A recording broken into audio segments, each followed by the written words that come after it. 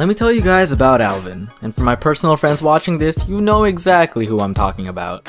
So Alvin was my best friend back in grade 6. I recently moved to a new school like 2 months into the year, and coincidentally this other kid, Alvin, also moved in around the same time I did. We got put into the same classroom, but I guess no one told them because there weren't enough desks to accommodate the 2 new students. So for their temporary solution, they made us share one desk.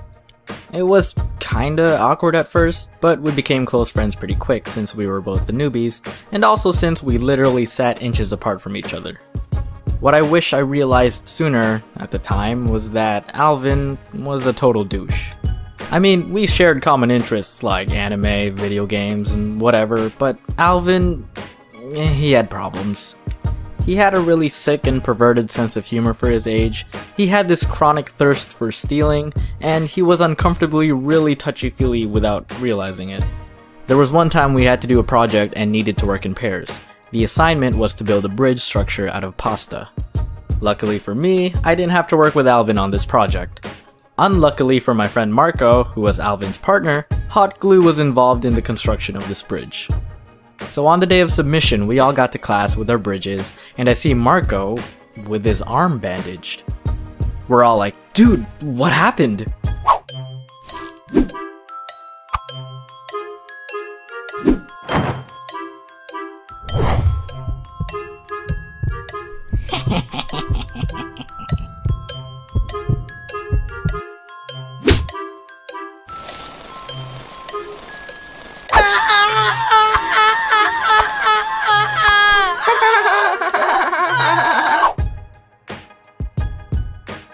Worst part of it was that after it happened, all Alvin did was give Marco a band-aid, which was like 1/4 the size of the actual burn.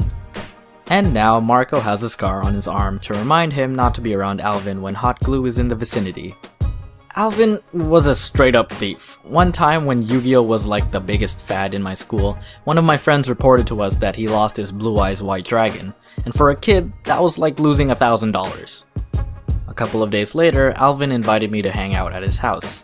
And what do I spot on a shelf in his living room? The Bude. And I knew Alvin was not an avid Yu-Gi-Oh player, and if he was, this dragon would be safely tucked away in a deck and not casually chillin' beside a potted plant. Oh hey, you have a Blue Eyes? Oh, I've had that for a while now, he said. No you didn't. During our friendship, Alvin discovered my knack for art and saw that I drew pretty often and kept all of my drawings in a folder in my desk. He had shown repeated interest in said drawings and often asked to see them. One day in grade 7, in which we were in the same class again, some of my drawings went missing. There were really only a few suspects, but Alvin was the main one. On a later day, we had PE, and afterwards I noticed someone was missing in the change room. When the rest of us made our way back to the classroom, guess who was already there? And once I sat back down on my desk, guess what of more I was missing? I knew it was him. All of the clues pointed to him. I never found those drawings again, but every bone in my skeletal system believed it was him. I slowly stopped hanging around Alvin. He just seemed like a bad kid, let alone a bad friend. There was one time he got into an argument with another kid and coughed on his pizza like a scumbag. The kid told on him and Alvin cried like a baby.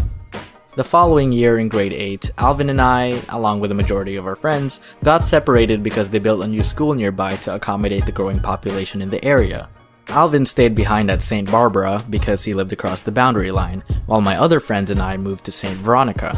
We had 1 year of solace away from Alvin because the high school we were going to the following year, St. Marcellinus, brought together students from several elementary schools, 2 of which were St. Veronica and St. Barbara. Yep.